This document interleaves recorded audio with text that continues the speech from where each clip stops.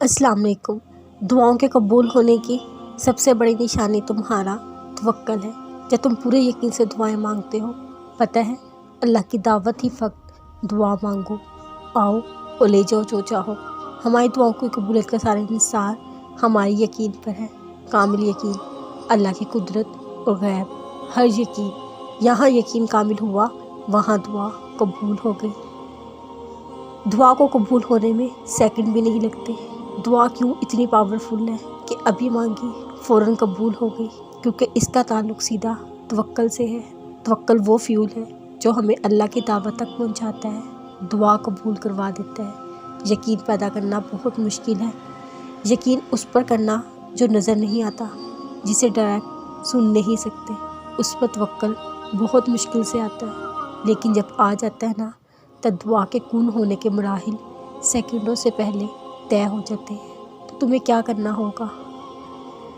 तुम्हें अपने तवक्कल पर काम करना होगा।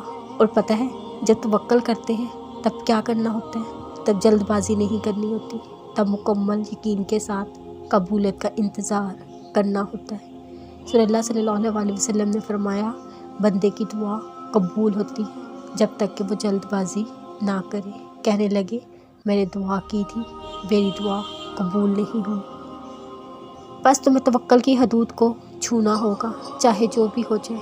मामलात बज़ाहिर कितने ही बदतर हो जाए, सब कुछ उलझ गया हो, दुआएं यूँ लग रहा हो कबूल नहीं की गई, चाहे गम और मुसाइब इंतहा को पहुँच जाए, तुम्हें तवक्कल पर डट जाना होगा। जब तुम इतनी पावरफुल चीज़ हासिल करने की कोशिश कर रहे हो, ये मत भूल जाना शीशानी कुव्वतें तुम्हें ज़रूर बहकाएंगी। तुम्हें तुम्हारे तवक्कल से हटाने के लिए तुम्हें आजमाया भी जाएगा। अल्लाह तो आजमाता है अपने बंदों को, कौन सच्चा है कौन सिर्फ कह रहा है।